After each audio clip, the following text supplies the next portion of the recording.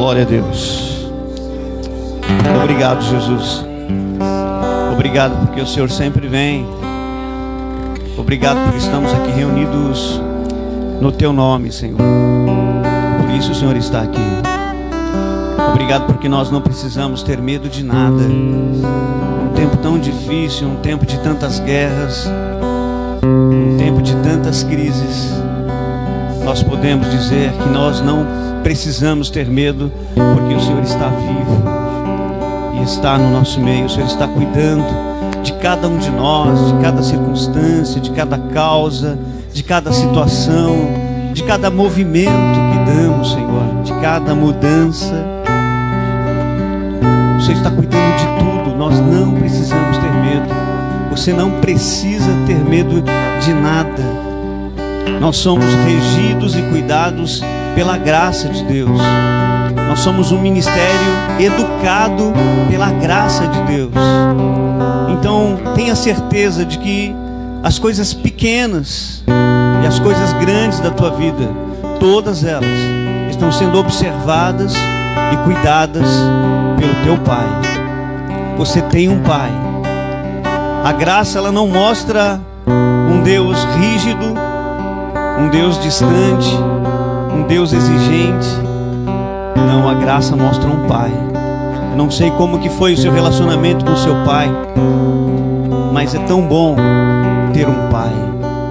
É tão bom saber que Deus é nosso Pai. Um Pai celestial, um Pai perfeito, um Pai de amor, um Pai que, para poder ter relacionamento com você, enviou o seu único filho, colocou sobre ele todas as exigências, colocou sobre ele todo o peso, colocou sobre ele tudo aquilo que ele exigia para que nós pudéssemos estar perto dele. E Jesus cumpriu todas as exigências para que você pudesse estar na presença de Deus, sem medo, sem culpa, sem condenação, sem complexo de inferioridade, chamar Deus de Pai, como se o pecado nunca tivesse existido na sua vida. Esse é o dom da justiça, a dádiva da justiça. E a palavra fala que através da abundante graça e através do dom da justiça, nós vamos reinar em vida. Você pode governar sobre todas as coisas através da abundante graça e do dom da justiça.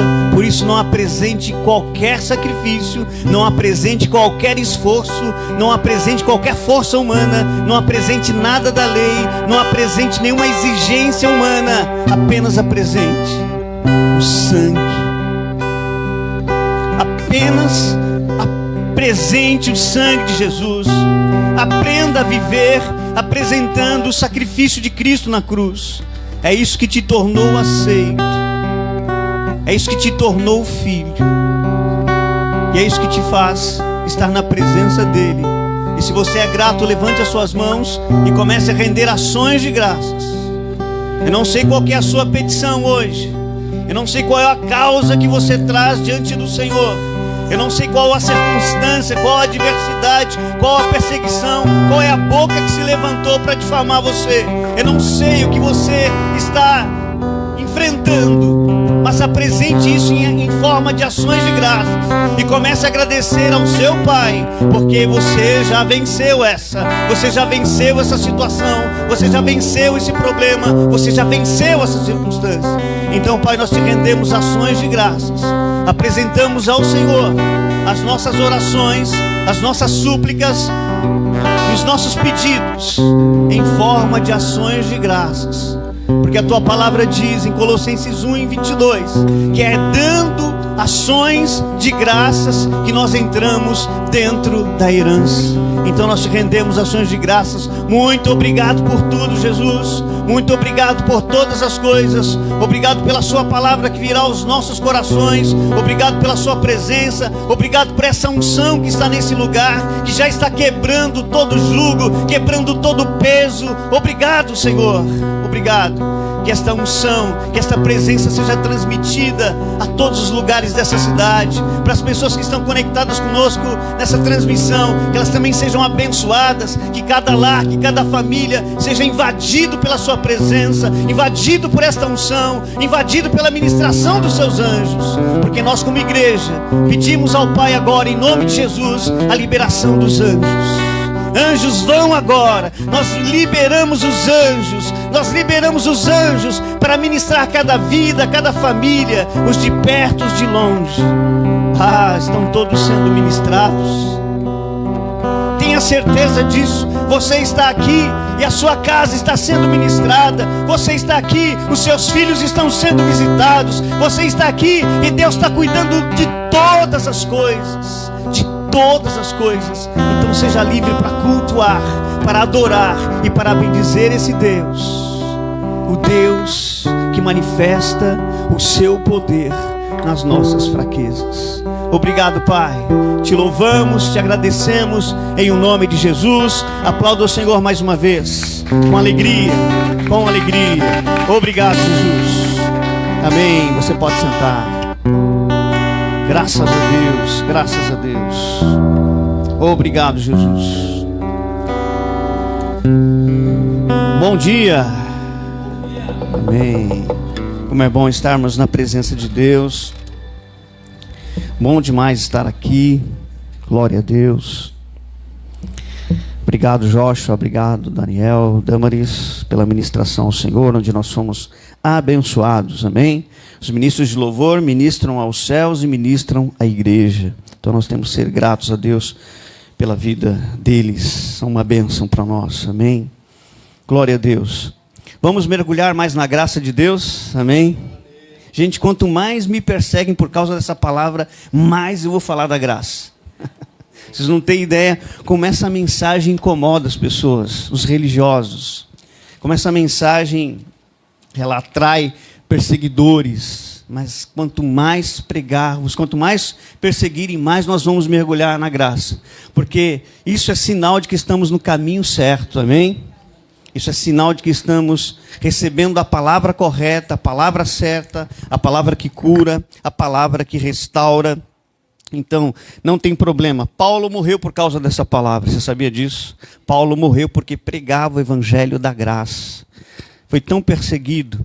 Lembra que quando a palavra fala, você lê a história da igreja, em Atos dos Apóstolos, Paulo foi levantado, primeiro foi levantado Pedro para trazer uma mensagem na casa de Cornélio, o italiano, e ele recebeu a graça de Deus, recebeu o evangelho, recebeu o Espírito Santo, e quando Pedro volta para Jerusalém, ele é levado para o gabinete.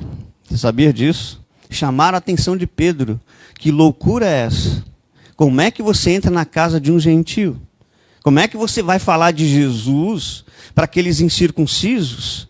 E começaram a questionar Pedro, a razão porque Pedro tinha ido lá. E Pedro falou assim, olha, eu recebi uma visão. Eu estava num terraço e de repente baixou um lençol com animais impuros. E Deus falou para mim, mata e come. Eu rejeitei aquilo, falei, Deus, jamais vou tocar em qualquer coisa imunda. E por 3 vezes, Deus me disse, mata e come. Na última vez, Deus disse, não chame impuro aquilo que eu santifiquei. E ao terminar esta revelação, esta visão que eu tive, chegou alguns homens me chamando para ir na casa de um certo homem, de um centurião romano chamado Cornélio. E por isso eu fui, por causa de uma visão celestial, e eu entrei, compartilhei o evangelho, compartilhei a palavra de Cristo, e quando eu estava compartilhando a palavra de Cristo, e de repente o Espírito Santo veio e eles começaram a falar em línguas. E ali Pedro explica o porquê foi na casa de Cornélio. E Pedro, embaraçado ainda com muitas coisas, não consegue prosseguir com a mensagem aos gentios. Então Deus levanta Paulo. E Paulo eficazmente recebeu toda a revelação do Evangelho da Graça e passou de cidade em cidade. O mundo da época de Paulo, ele evangelizou completamente. Ele foi em todos os lugares. Onde ele não conseguiu ir, ele mandou cartas. Onde ele não conseguiu ir, foram discípulos dele e falaram do Evangelho da Graça. E ele foi muito perseguido. Você vai ver na palavra de Deus, Atos capítulo 15, o primeiro concílio da igreja, é justamente para debater por que os gentios estavam sendo salvos, recebendo o Espírito Santo, e eles não eram circuncidados. E havia tanta perseguição, muita perseguição, e Paulo saiu na defesa, Pedro na defesa, e por fim Tiago, irmão de Jesus, líder da igreja, deu a palavra final dizendo assim: olha, não vamos perturbar os nossos irmãos gentios. Nem nós conseguimos atender a lei, nem nós conseguimos nos submeter à lei, quanto mais eles. Então, que nós não venhamos mais pesar a vida dos nossos irmãos gentios, vamos liberá-los. Então, somente que eles se abstenham de relações ilícitas, relações sexuais ilícitas, e que eles se abstenham de sacrificar a ídolos, que não adorem imagens. Foi a única exigência ali do concílio de Jerusalém, o primeiro concílio de Jerusalém. Então, essa palavra, ela sempre foi perseguida. E mesmo Paulo, seguindo o seu ministério, ele foi muito massacrado por isso. E nós constantemente, ministros da graça, nós somos chamados de falsos profetas. Nós somos chamados dos homens que pregam doutrina de demônios. Nós somos chamados daqueles que pregam a licenciosidade para o pecado. Nós somos chamados daqueles que são da igreja da porta larga. E eu quero dizer uma verdade, sim. A minha igreja é a igreja da porta larga. Amém? Porque todos são bem-vindos. Porque a porta era estreita antes da cruz. Depois da cruz, a porta se tornou larga. Todos são salvos. Todos são perdoados. Todos são bem-vindos. Todos são aceitos. Amém? E por último, nós somos sempre chamados de lobos vorazes. Um dos nomes que eu sempre tenho levado por aí, falso profeta e lobo voraz. Esse cara é um lobo na pele de cordeiro. Mas a palavra de Deus mostra, Paulo falando o que é um lobo voraz. Atos capítulo 15, do versos 24 a 32. Paulo despedindo da igreja. Você abre a sua Bíblia, Atos capítulo 15. Melhor, Atos capítulo 20. Glória a Deus. A graça não precisa ser defendida, amém? Repete comigo, a graça não precisa ser defendida. Amém? E nós também não precisamos nos defender. Nós recorremos sempre à palavra de Deus. Então, para que você seja guardado de toda a informação errada, a respeito dessa mensagem, a respeito dos ministros da graça, acompanhe comigo essa leitura. Atos capítulo 20, do versos 24 a 32, diz assim, Paulo dizendo: porém, em nada considero a vida preciosa para mim mesmo, contanto que complete a minha carreira e o ministério que recebi do Senhor Jesus para testemunhar o evangelho da graça de Deus. Agora eu sei que todos vós, em cujo meio passei pregando o reino, não vereis mais o meu rosto. Portanto, eu vos protesto no dia de hoje, que estou limpo do sangue de todos, porque jamais deixei de vos anunciar todo o desígnio de Deus. Atendei por vós e por todo o rebanho sobre o qual o Espírito Santo vos constituiu bispos para pastoreardes a igreja de Deus, a qual ele comprou com seu próprio sangue. Eu sei que, depois da minha partida, entre vós penetrarão lobos vorazes que não pouparão o rebanho. E que dentre vós mesmos se levantarão homens falando coisas pervertidas para arrastar os discípulos atrás deles. Portanto, vigiai, lembrando-vos de que por 3 anos, noite e dia, não cansei de admoestar com lágrimas a cada um. Agora, pois, encomendo-vos ao Senhor e à palavra da graça, que tem poder para vos edificar e dar herança entre todos os que são santificados. Amém? Então, nesse texto, Paulo está dizendo assim, que aqueles que se levantam contra a palavra da graça, aqueles que se levantam contra o ensino do evangelho da graça de Deus, aqueles que se levantam contra os ministros do evangelho da graça de Deus, é que são os lobos vorazes, é que são os lobos em pele de cordeiro. Então, aqueles que aparentemente apresentam uma santidade externa, uma exigência, uma palavra rígida, uma cobrança, trazendo condenação, trazendo culpa, trazendo uma palavra de peso, trazendo uma palavra de exigências que ninguém pode cumprir, nem ele mesmo, esse é considerado, segundo o discurso de Paulo, segundo a palavra de Deus, um lobo voraz, ou lobo em pele de cordeiro. Então agarrem a graça de Deus, defendam essa mensagem e não apresente nada diante de Deus que não seja o sangue do Senhor Jesus. Sejam servos do sangue de Jesus. Sirvam ao sangue. Quando você não for capaz, aliás, nós não somos capazes de nada. Mas entenda, quando vier uma falha, quando vier uma enfermidade, quando vier um desafio, um problema, uma acusação, você vai dizer assim: eu apresento o sangue do Cordeiro. Amém? Apresente o sangue do Cordeiro. Apresente o sangue de Jesus. Se alguém está te acusando, apontando os seus erros, apontando os seus pecados, apontando as suas falhas, apontando as crises que você enfrenta, apontando os problemas que você tem na sua família, diz assim: eu apresento o sangue do Senhor Jesus. Se alguém vier acusação contra você, faça como uma canção de um ministro, Alessandro Vilas Boas, e diz assim: coloque na conta do carpinteiro. Amém? Põe na conta de Jesus. Se alguém te acusar, diz assim: põe na conta de Jesus, porque a palavra de Deus diz que Ele pagou o preço, e Ele pagou mais do que eu devia. Amém? Diz para a pessoa que está do seu lado, diz assim: Jesus pagou mais do que você devia. Você tem crédito diante de Deus. Olha, não existe nada que você possa fazer para desmanchar isso. Não existe nada que você possa fazer para desmanchar isso. E não existe nada que você possa fazer para melhorar isso. Não apresente outra oferta. Apresente apenas o sangue do Cordeiro. Amém? E hoje eu quero compartilhar uma mensagem chamada: o poder de Deus flui através das nossas fraquezas. Todos nós temos fraquezas, não é verdade?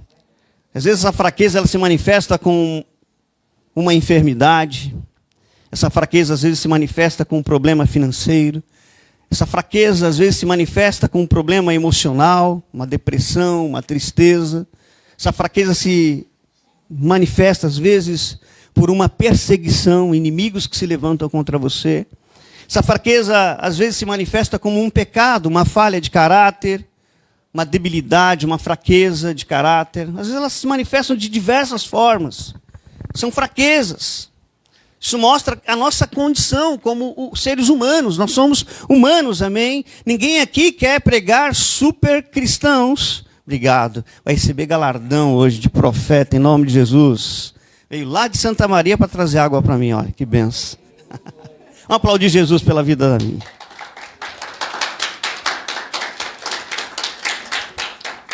Glória a Deus. Entenda algo. Então essas fraquezas elas se manifestam. Aprenda a lidar com suas fraquezas. Aprenda a lidar com essas fraquezas sem culpa, sem condenação. Essas fraquezas às vezes se manifestam em situações familiares que nós não conseguimos resolver. E não adianta lidar na força do nosso braço. Não adianta a gente lidar tentando mudar situações. Não dá. Não dá para mudar situações. Não dá para mudar pessoas. Pessoas são mudadas e transformadas apenas através do evangelho da graça de Deus. Só a graça pode transformar pessoas. Não adianta, então, nós apresentarmos e tentarmos consertar na nossa própria força as nossas fraquezas. Não. Entenda algo. Deus, o teu Deus, manifesta o seu poder justamente nas áreas da sua fraqueza. Amém?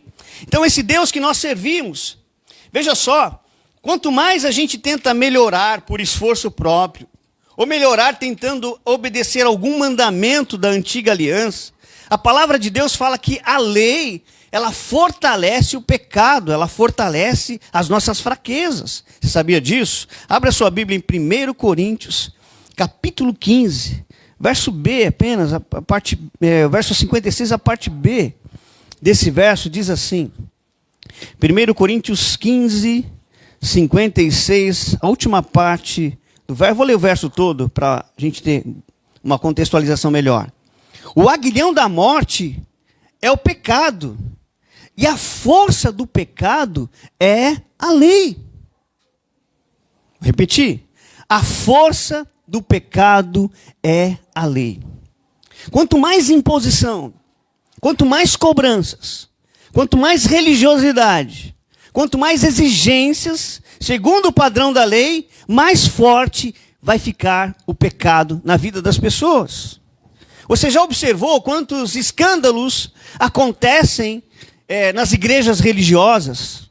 Quantos escândalos acontecem nas igrejas que a gente olha assim, nossa, o cara é muito perfeito, o cara é santo, o cara tem uma forma de ritual, de apresentar seu culto, você olha para ele, é uma aparência perfeita, ele está sempre pregando exigências, mas o que acontece? O pecado é muito forte lá na vida dele, porque a lei fortalece o pecado. A força do pecado é justamente a cobrança, a lei, a exigência. Então nós precisamos quebrar isso na nossa vida em nome de Jesus. Amém? Porque a palavra fala que nós não estamos mais debaixo do domínio da lei. Veja só o que diz Romanos 6,14. Corre lá para Romanos capítulo 6, verso 14. Como eu vou tirar o pecado da minha vida? Como é que eu vou quebrar a força do pecado? Como é que nós nos libertamos do pecado? Romanos 6,14 diz isso. Olha só.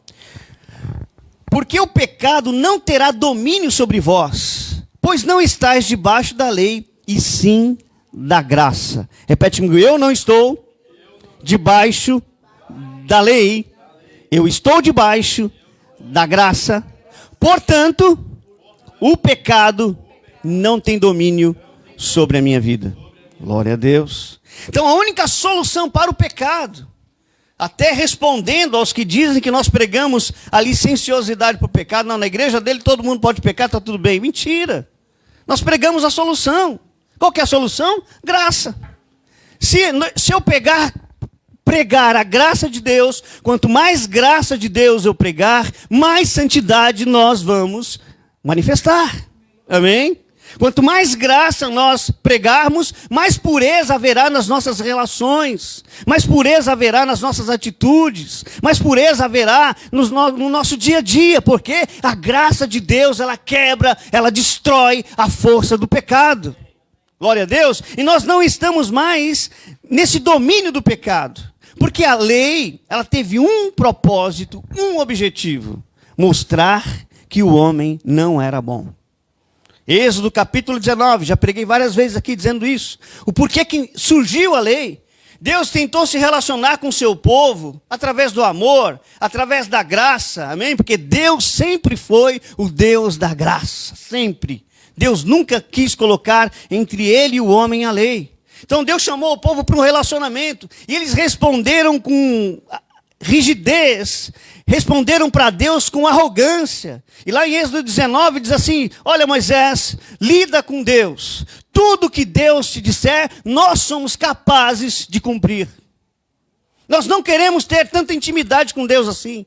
Nós não estamos acostumados com Deus dessa forma.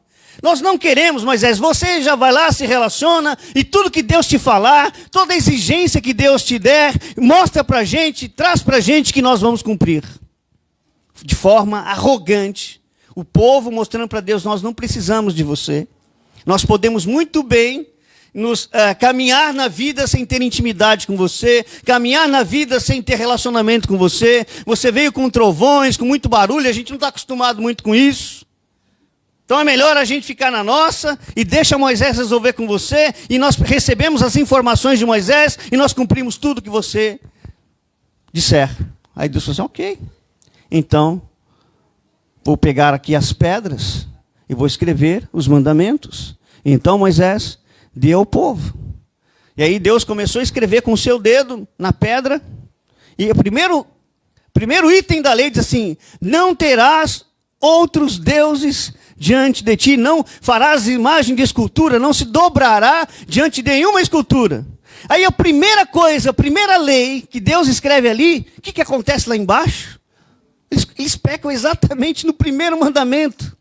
Eles estão lá numa festa e de repente eles pegam um ouro, o brinco das mulheres, pegam um ouro lá e colocam lá, dão na mão do ourives, colocam no fogo e sai um bezerro de ouro, e eles começam a se prostrar diante de uma imagem e começam a adorar e dizer: esse é o Deus que nos tirou da terra do Egito.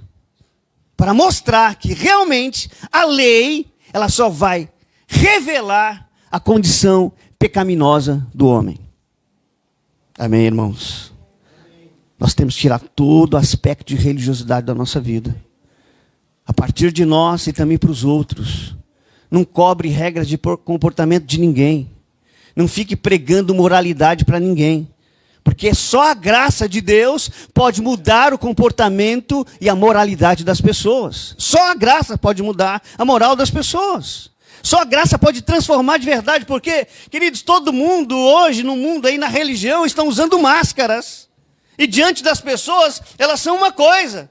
Mas na sua vida oculta, elas são outra completamente diferente. E nós não queremos viver um evangelho de máscaras. Nós queremos viver o evangelho da graça de Deus que transforma a nossa vida. Amém? Então, aqui mostrou como que a lei trouxe realmente o pecado. E esses homens não conseguiram agradar a Deus.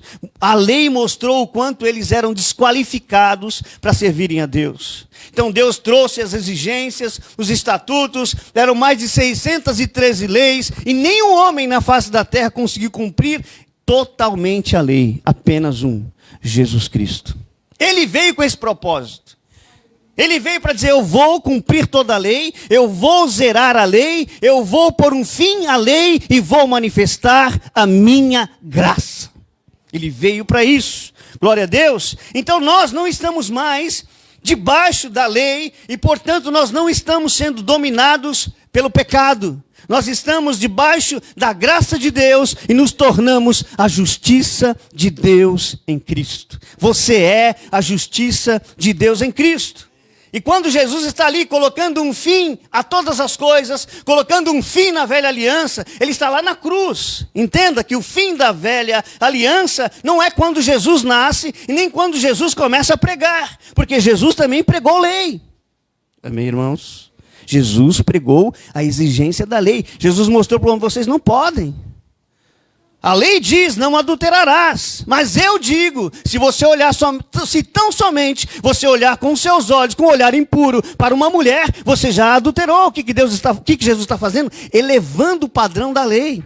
Então Jesus pregou lei, Jesus não pregou graça, Jesus manifestou graça para os pecadores. Você pode ver que chegou lá o centurião romano, chegou a mulher cananeia, chegou a mulher pega em adultério, chegou as pessoas os publicanos, os pecadores, chegavam diante de Jesus, os leprosos. Para esses, Jesus não pregou nenhuma exigência da lei. Para esses, Jesus manifestou a sua graça. E ele vai então lá para a cruz. No final de tudo ele diz assim, está consumado. E quando ele grita, está consumado, a palavra de Deus diz que o véu, entenda algo, a arca da aliança, ela estava atrás de um véu. E o homem, o sumo sacerdote, só poderia entrar naquele lugar uma vez por ano, um lugar chamado Santíssimo Lugar. Uma vez por ano, que era o dia do sacrifício anual, ele entrava naquele lugar com sangue. Então ninguém podia ter essa liberdade de estar na presença de Deus. Porque um véu impedia, a lei impedia, as exigências impediam que os homens ultrapassassem aquele véu e pudessem ter relacionamento com Deus. Mas quando Jesus lá na cruz brada dizendo assim, está consumado, Deus rasga o véu. Deus rasgou o véu e Deus saiu para fora dizendo, agora eu vou manifestar o meu poder nas áreas da sua fraqueza.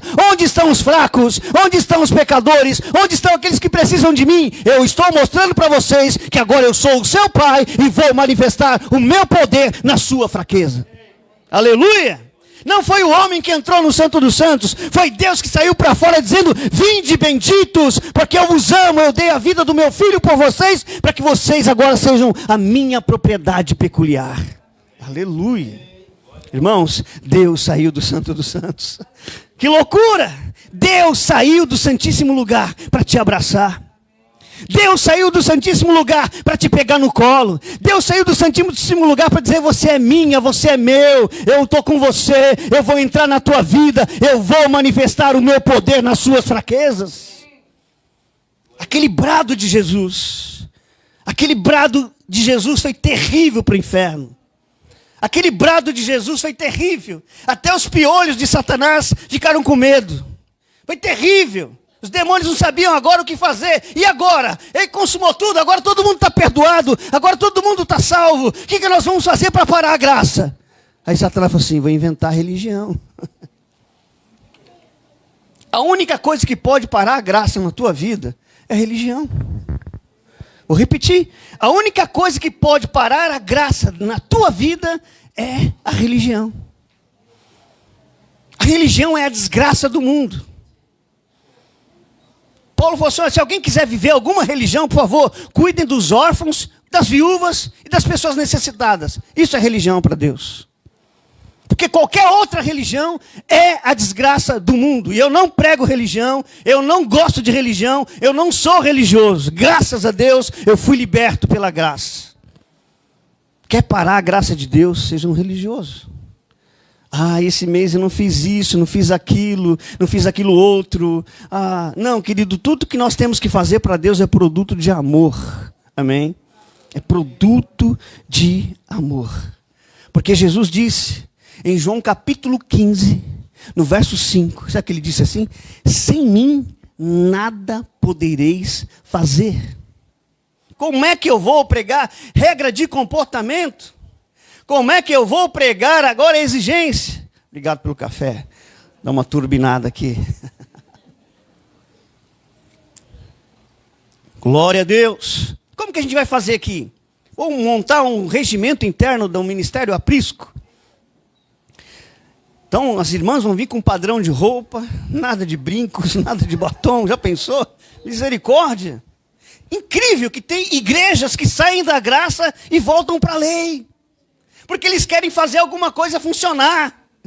Eles querem fazer a coisa funcionar, eles querem aumentar a quantidade de membros, eles querem aumentar a frequência da sua igreja, eles querem aumentar a contribuição, a arrecadação. Então eles vão inventando fórmulas e eles falam, dessa forma não está bom, vamos montar alguma coisa, vamos trazer uma visão de fora, vamos trazer aqui o movimento celular, vamos trazer aqui umas regras, vamos entrar debaixo daquela visão, vamos agora copiar aquele ministério porque ele está crescendo. Não precisa nada disso, porque Jesus disse, sem mim nada podereis fazer. Então toda tentativa do homem para agradar a Deus é um trapo de imundícia.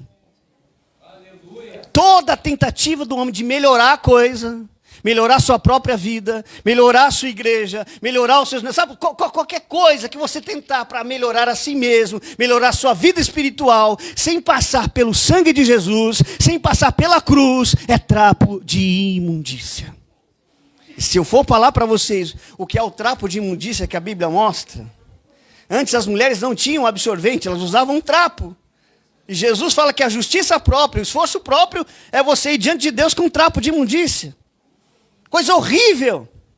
Então tire toda a justiça própria, toda a força da sua carne, por favor. Não faça nada na sua carne. Não faça nada na força do seu braço. Não faça nada, não exija nada de ninguém. Não condene ninguém. Pare de apontar o dedo para as pessoas. Pare de apontar o dedo para si mesmo. Pare de ficar julgando as pessoas. Por favor, mergulhe na graça de Deus. Porque a graça é o poder de Deus. E você não pode fazer nada sem Jesus. João 15,5, eu repito. Jesus disse, sem mim nada podereis fazer. Incrível como as pessoas, o diabo tem levantado pessoas para estragar a graça. Escrevem livros da graça. Aí você vai ler o livro da graça que a pessoa escreveu, se torna um best-seller, vende muito, o cara se torna rico falando da graça de Deus. Mas quando você entra dentro do livro do cara para ler, tem trapo de imundícia ali. Puro trapo de imundícia. E aí pegam aquele livro para dizer assim, esse aqui é o parâmetro da graça. Não, o parâmetro da graça é a Bíblia. É a palavra de Deus, são as cartas do apóstolo Paulo. Ninguém precisa melhorar isso. Ninguém precisa trazer tanto mais informações sobre a graça e ficar escrevendo livros, colocando regras de comportamento, dizendo que isso é graça. Não. Graça, ela é pura. A graça é tetelestai. A graça é o meu Jesus vertendo todo o teu sangue, pagando o preço dos meus pecados. A graça é Jesus me transformando, sem eu colocar a mão em nada, sem eu fazer nada. A graça entrando dentro de mim e mudando o meu comportamento, mudando os meus pensamentos, mudando as minhas atitudes e me fazendo amar as pessoas. Aleluia. Ah, pastor, mas nós temos que obedecer os mandamentos. Sim. Nós não estamos sem regras, sem mandamentos. Sim, tem os mandamentos da graça. Vai lá, primeira epístola de João, capítulo 3, do verso 21 em diante, diz assim, olha, esses são os mandamentos. Crer no nome do Senhor Jesus Cristo e amar uns aos outros. Qual que é o mandamento da graça? Creio no nome de Jesus. Não existe nome maior, nome mais poderoso. Por esse nome eu fui salvo. Por esse nome é poder. Esse nome abre todas as portas. Esse nome repreende os demônios. Esse nome cura as enfermidades. Esse nome liberta as pessoas. Esse nome levanta todas as coisas. Esse nome levanta até os mortos. Esse nome faz coisas incríveis. Eu creio no nome do Senhor Jesus. E amo os meus irmãos. Amamos uns aos outros.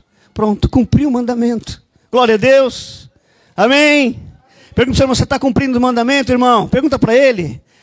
Creia no nome de Jesus e me ame, diz para ele. Amém? Creia no nome de Jesus e me ame. Porque eu creio no nome de Jesus e amo vocês. Glória a Deus.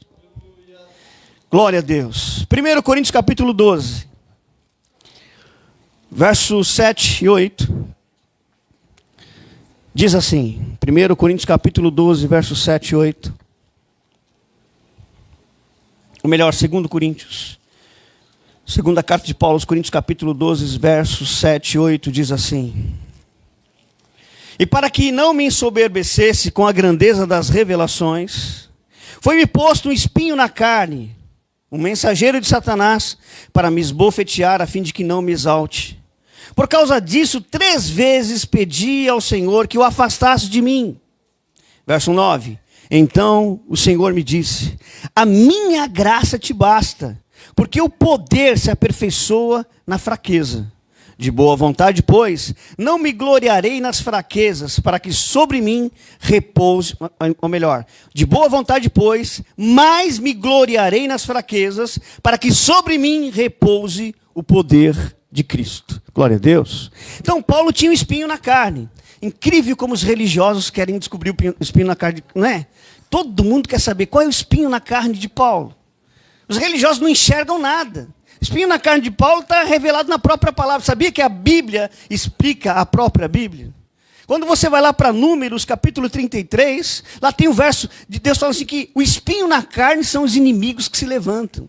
Qual que era o espinho na carne de Paulo? Não era o pecado, porque ele era da graça. Não era uma enfermidade, porque ele pregava a graça. Não era qualquer problema. O espinho na carne de Paulo eram os inimigos que se levantavam, as perseguições, as pessoas que impediam ele de avançar com as grandezas da revelação do Evangelho da Graça. Os religiosos fazem até seminário. Vamos descobrir o espinho na carne de Paulo. Cara, vai para a Bíblia. É a regra da primeira situação. Onde você lê a primeira coisa que fala assim, espinho na carne, aí vai lá explicando o que é os inimigos. Os espinhos na carne são os inimigos, são a perseguição que se levanta. Então, tudo, regra da primeira citação. A primeira citação de algo na palavra de Deus, ela explica toda a Bíblia. Você vai ter uma dúvida lá na frente. O que será que significa isso? Pesquise a primeira citação sobre esse assunto que você quer saber. E a Bíblia vai te explicar. Porque a Bíblia explica a própria Bíblia. E por isso eu defendo isso daqui. Porque muitos estão se levantando para dizer que a Bíblia não é a palavra de Deus. Incrível, né, irmãos? Até isso tem se levantado nos nossos dias. Dizem a Bíblia não é a palavra de Deus. A Bíblia contém a palavra de Deus. Não, a Bíblia é a palavra de Deus. Ela é perfeita, inerrante. Todos os versos, todas as vírgulas, até numa genealogia você encontra Cristo ali. Jesus está em toda a palavra de Deus. Então você quer descobrir qualquer coisa na Bíblia, procure a primeira citação do assunto que você quer pesquisar. Amém? Então o pecado, ou melhor, o espinho na carne de Paulo era a perseguição. Ele foi diante de Deus, Senhor, me livra disso. Me liberta desse espinho na carne. E a resposta de Deus para ele foi assim, não se preocupe. Não se preocupe, Paulo. A minha graça te basta. Porque o meu poder se aperfeiçoa na sua fraqueza. Glória a Deus. Aí Paulo então disse assim, então, já que o poder de Deus, irmãos, sejam muito inteligentes, amém? Sejam inteligentes nisso. Já que o poder de Deus se manifesta na minha fraqueza, eu não vou ficar triste por ela. Olha só. Já que o poder de Deus se manifesta na área que eu estou débil, nas áreas de fraqueza da minha vida, Paulo fala assim, então eu vou me gloriar nisso. Então eu vou celebrar isso, então eu vou pegar todas as minhas fraquezas e vou diante de Deus fazer uma adoração e vou agradecer a Deus pelas minhas fraquezas. Sabe por quê? Eu quero que o poder dele venha e mude as minhas fraquezas. Essa palavra aqui que ele usa, que Deus fala com Paulo dizendo assim, o meu poder se aperfeiçoa na fraqueza. Essa palavra poder no grego é dunamis, dinamite. Apresente a tua fraqueza, que Deus vai dinamitar ela. Aleluia. Apresente a sua fraqueza, que Deus vai colocar poder nela. Deus vai transformar. Isso não significa que nós vamos ficar nas áreas da nossa fraqueza. Nós não vamos ficar fracos. Nós não vamos continuar com essas áreas de fraqueza. O segredo para sair disso é ir diante de Deus e dizer assim, Senhor, a tua graça me basta. Aqui está a minha fraqueza. Dinamita ela em nome de Jesus. Qual que é a sua fraqueza? É um pecado? É um problema financeiro? É uma depressão? É um filho que precisa ser transformado? É uma crise familiar? Qual que é a sua fraqueza? Presente para Deus. Celebre a Deus pela sua fraqueza, porque no verso 9 Paulo fala assim, verso 10, pelo que sinto prazer nas fraquezas, nas injúrias, nas necessidades, nas perseguições, nas angústias, por amor de Cristo, porque quando eu sou fraco, então eu sou forte. Aleluia! Quando eu sou fraco, então é porque eu sou forte. Não adianta o diabo se levantar para me condenar, para me acusar, para apontar os meus erros. Não adianta o diabo levantar bocas para falar mal de mim, que eu sou falso profeta, que eu sou aquilo. Não adianta, porque nas áreas da minha fraqueza, Deus está dinamitando. Eu estou vivendo o dunamis do Senhor. Aleluia! Não adianta. Ninguém vai parar a palavra da graça. E quem está na graça se torna imparável. Não tem enfermidade, não tem problema financeiro, não tem perseguição, não existe nada. Quando o negócio vem para tentar apertar a gente, e a gente fala assim, Senhor, eu sou a justiça de Deus em Cristo, e você fica um tempo na presença de Deus, e de repente, quando você olha, você já, nossa, cadê aquele problema? Cadê aquela situação? Cadê aquela crise? Cadê aquele problema que se levantou? Não, eu já passei para o outro lado, eu cheguei na margem, do outro lado da margem do rio, e já venci. Aprenda, queridos, a ter vitórias rápidas, como celebrando a Deus pelas suas fraquezas. Ah, Deus, graças te dou por esse problema, graças te dou por essa situação. Ah, Deus, graças te dou por esse marido. Ah, graças te dou pela minha sogra, meu Deus. Graças te dou pelo meu avô. Vai agradecendo, irmão. Celebra. Você vai ter vitória aí. É celebrando, não é reclamando, não é dizendo, Deus, eu vou jejuar para Deus mudar. Não, querido, apresente a graça. Que jejum não serve para mudar ninguém, a não ser você mesmo. Não, eu vou jejuar para Deus mudar, para Deus me ajudar nessa situação. Não jejue por isso. Jejue para você se entregar para Deus, para você ficar mais sensível pelas coisas de Deus. E sobre esse problema, celebre. Deus, obrigado. Obrigado, Jesus. Oh, Senhor, eu já vejo a vitória. O diabo está pintando o quadro, mas eu vejo outro. O diabo está dizendo que é isso, mas eu digo que não, é melhor ainda. Deus vai abençoar, Deus vai transformar. Glória a Deus. Então celebre a Deus pelas áreas de fraqueza. Glória a Deus. Repete assim comigo, toda a glória é para Deus. Todo o trabalho é dele também. Eu aprendi isso. Se toda a glória é de Deus, Senhor, então o trabalho é teu também. Não vou fazer nada. Glória a Deus. Estranho isso, né? Como assim, pastor? Se toda a glória é de Deus, todo o trabalho é dele. Eu gosto da canção da saudosa Ludmila Feber, que foi para o Senhor esses dias. É meu, somente meu, todo o trabalho, e o teu trabalho é descansar em mim. Se a gente tem que apresentar um esforço na graça de Deus, é o que está escrito em Hebreus, capítulo 4, verso 11. Vai lá para Hebreus 4 e 11. Glória a Deus. Carta de Paulo aos Hebreus, a carta anônima de Paulo. Hebreus capítulo 4, verso 11. Esse é o esforço da graça. Esforcemo-nos, pois, por entrar no descanso, a fim de que ninguém caia, segundo o mesmo exemplo de desobediência. Olha só. Esforcemo-nos, pois, por entrar no descanso. Porque se você não entrar no descanso e apresentar qualquer outra coisa, você cai. Por que as pessoas caem?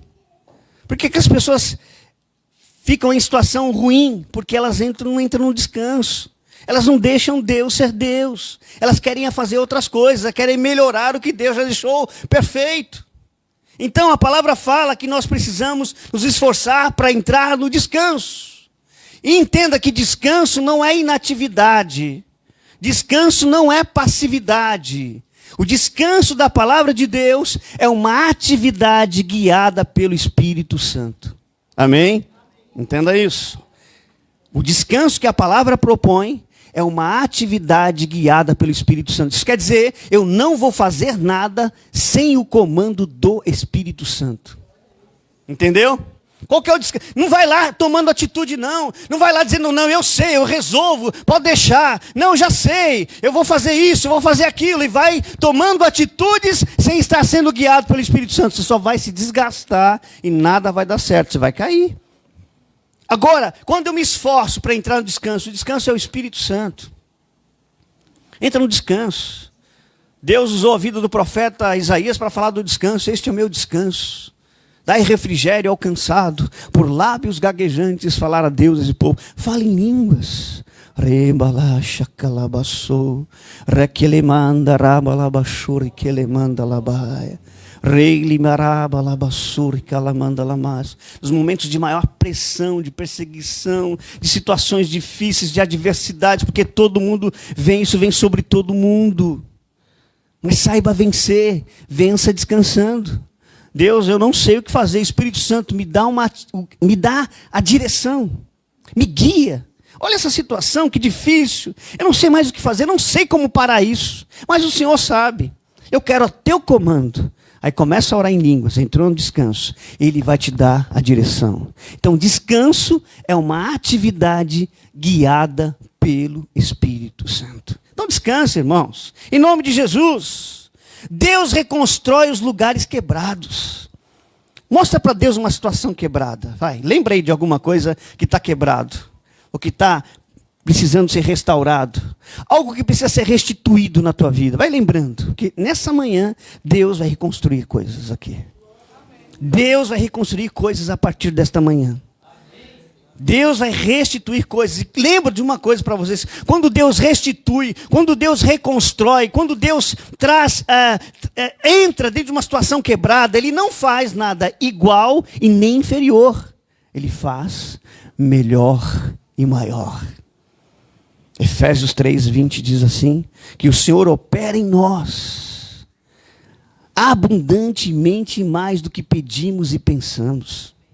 É por isso que nós estamos vivendo esse ano de aceleração da palavra que Deus deu ao profeta Amós. Eis que vem dias, diz o Senhor, em que levantarei o tabernáculo caído de Davi. A única estrutura da antiga aliança que ele diz que vai restaurar na nova aliança é o tabernáculo de Davi. Por quê? Porque o tabernáculo de Davi é a graça no meio da lei, é a graça no meio da lei. Você vai ver que o comportamento dos sacerdotes e do povo, lá em Moisés, como eu falei, eles não podiam chegar no Santo dos Santos. Eles não podiam, era somente uma vez por ano. Já no tabernáculo de Davi, ele armou uma cabana, uma tenda, uma coisa simples, colocou a arca lá. E todo o povo contemplava a glória de Deus. Todo o povo via a arca, via o Shekinah, via o peso da glória de Deus ali. A glória de Deus estava naquele lugar. Davi entendeu isso, entendeu a graça, entendeu o valor do sangue. Sabia que quando a arca... Por que Obed-Edom foi tão abençoado? Veja só. Os judeus não puderam lidar com a arca, não puderam trazer a arca. Os hebreus não puderam trazer a arca da terra dos filisteus para Jerusalém. Não puderam. Porque a mente deles era uma mente religiosa. Era uma mente de peso, uma mente de condenação. E quando os bois ali tropeçam, vai um lá colocar a mão e morre ali, Uzá morre ali. Deus abre uma brecha, Pérez Uzá.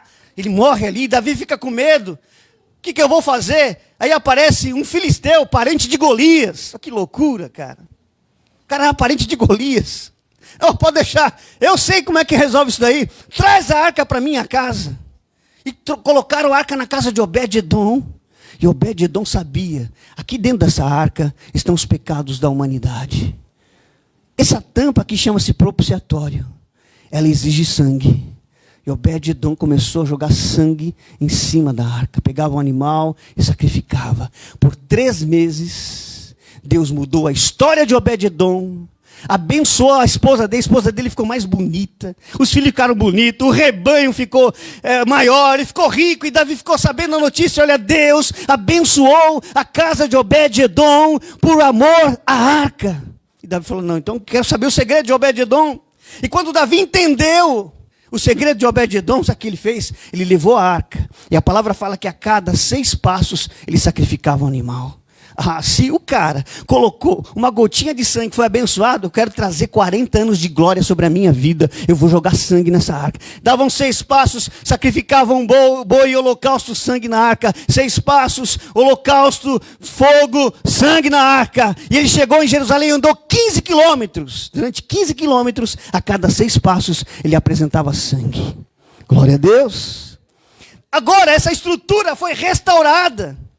Amém? Nós vivemos o tabernáculo caído de Davi, agora ele já não está mais caído, ele já foi erguido, que é o evangelho da graça, é a igreja do Senhor Jesus, e agora nós temos que andar no sangue, sermos servos do sangue. Então para toda e qualquer situação, apresente o sangue de Jesus. Se alguém te acusar, põe na conta do carpinteiro. Se vier um problema, eu apresento o sangue de Jesus, porque eu sou a justiça de Deus em Cristo. Aí o que acontece? Os lugares quebrados, ele vai restaurar. Vai vir restituição, vai vir reestruturação, vai vir riqueza. Eu perdi um dinheiro no negócio errado. Pode se preparar, Deus vai restituir isso. Eu perdi uma situação, pode se preparar, haverá restituição, haverá glória de Deus. Eu quero profetizar a palavra do Senhor. Dentro em pouco o Senhor vai abalar os céus, a terra, o mar e a terra seca, e a glória virá sobre a tua vida. A glória da última casa será maior do que a da primeira, e nesse lugar o Senhor estabelece a sua paz, porque dele é a prata, dele é o ouro, diz o Senhor dos exércitos. Tempo de riqueza, de glória e de grande restauração. Então, apresente o sangue, porque ele é o teu Deus que dá força na sua fraqueza. Último verso que eu quero ler hoje, Isaías capítulo 40, verso 29 a 31. Isaías 40, 29 a 31.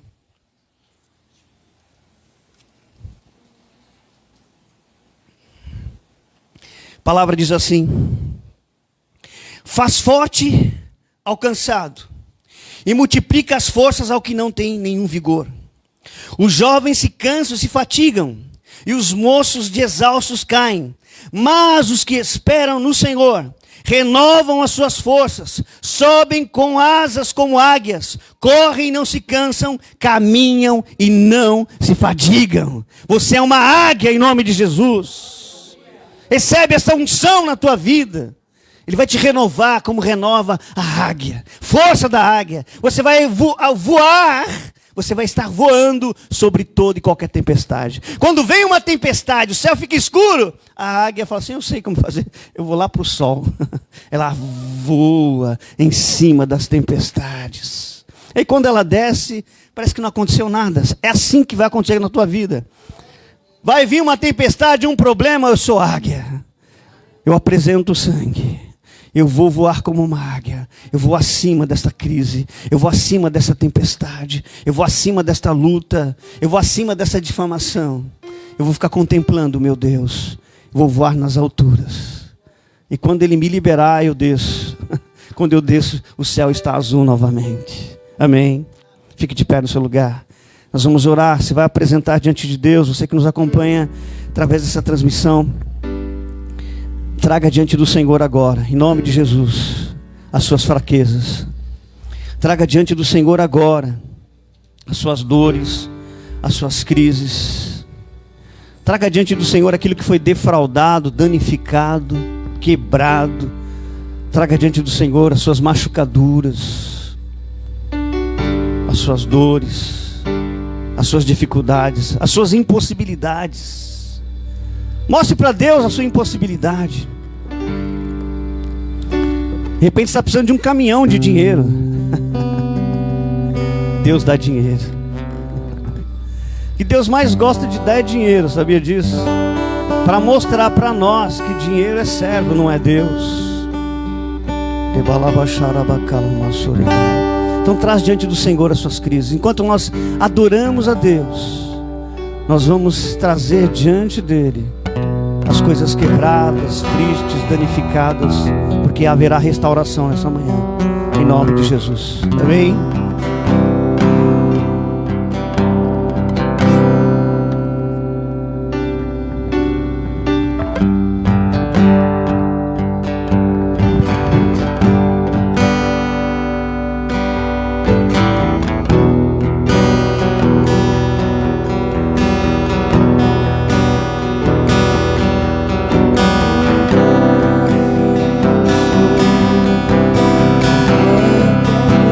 Jump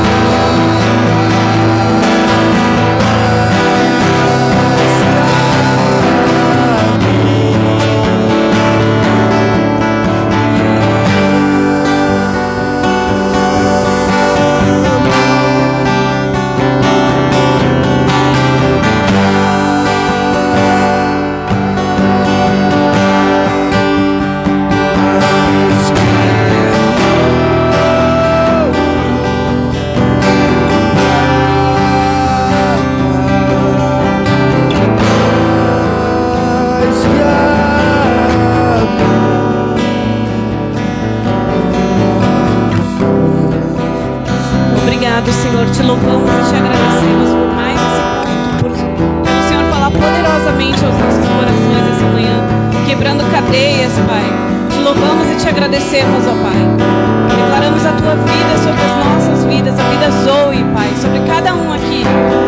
Nós vamos desfrutar de um tempo novo, um tempo de vida e vida com abundância, porque o Senhor Jesus, Ele morreu para nos dar essa vida abundante. E nós tomamos posse não por mérito, mas por aquilo que Ele fez na cruz do Calvário. É na cruz do Calvário, aquilo que Ele pagou, aquele preço alto que Ele pagou, para que a gente tenha essa vida abundante. E é essa vida que essa igreja gloriosa vai ter. Nós já desfrutamos disso nesse momento. É agora, é hoje, é uma decisão, simplesmente crer. Obrigado, Senhor, por essa palavra tão poderosa, que inunda os nossos corações, que quebra, Senhor, as cadeias, quebra os julgos. Obrigado, Jesus. É tudo pelo teu sacrifício, é por ti. Te louvamos e te agradecemos. Eu sei que essa semana será uma semana impactante na tua presença, impactante da tua glória, Senhor. Porque o Senhor nos chama para viver uma vida de impacto, uma vida de poder, uma vida que manifesta o teu reino. Te louvamos e te agradecemos, ó Pai, por esse tempo que se chama hoje, pela manifestação do teu reino através de nós. Porque é do nosso interior fluirão rios de água viva, diz a tua palavra, se tão somente nós crermos, e nós cremos. Por isso estamos aqui, te dando esse louvor. Obrigado, Pai. Glória a Deus. Obrigado por nos guardar, Jesus. Glória a Deus. Vamos ter uma semana de vitória, irmãos. Creia nisso. Nós somos chamados para prosperar em tudo que nós fizermos. Não porque a gente é bom, mas porque Ele é bom. Glória a Deus. E a gente vai começar a nossa reunião de mulheres agora no dia 14 agora, né?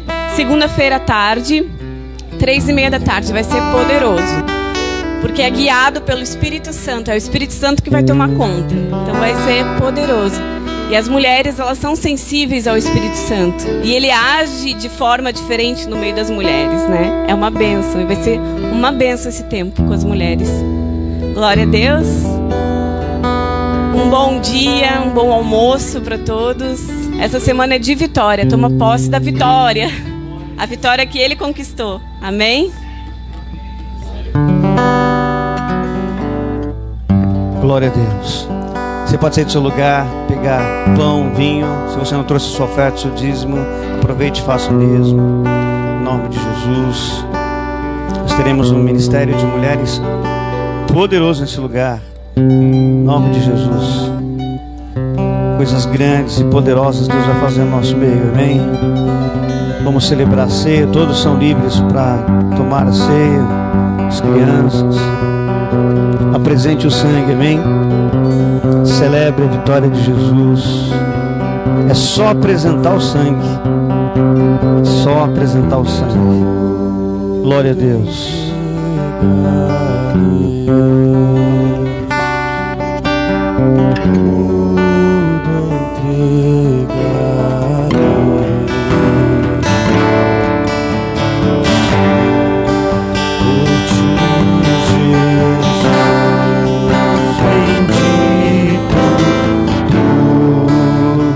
Você na sua casa, se tem pão, vinho, corre lá, pega pão e vinho. Irmãos, aprendam a ter pão e vinho em casa, amém? Nas horas escuras, eu parto o pão, aleluia. Pego o vinho e falo: Jesus, obrigado, Jesus, obrigado. E celebro o Senhor, amém? Então, em nome de Jesus, em memória de Jesus, comamos e bebamos, amém? Glória a Deus. Aleluia. Comam e bebam em nome de Jesus.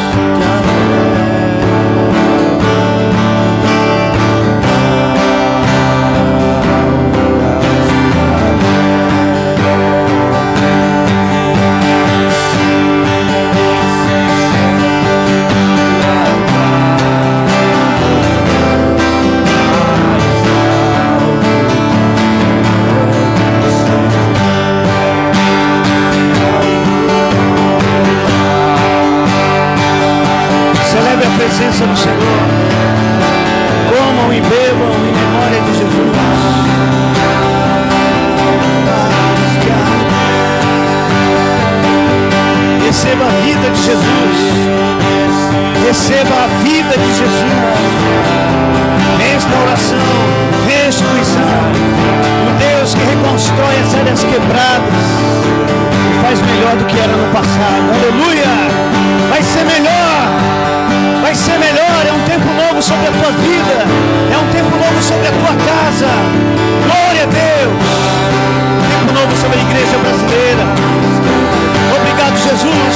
Nós apresentamos o teu sangue, nós apresentamos o teu sacrifício. Aleluia. Sem ti nós não podemos fazer nada. Obrigado, Jesus, por ser o Deus que manifesta o seu poder nas nossas fraquezas.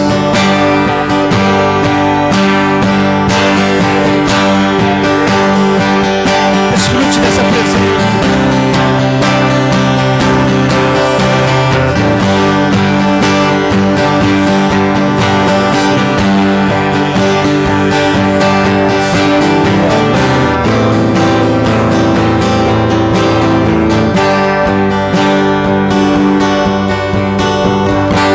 Obrigado, Pai.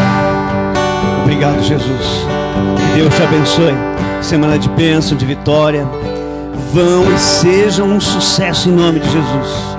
O mínimo para a tua vida é sucesso. Amém? Então vão, sejam um sucesso. Prosperem e governem sobre a terra em nome de Jesus. Que Deus te abençoe. Até quarta noite.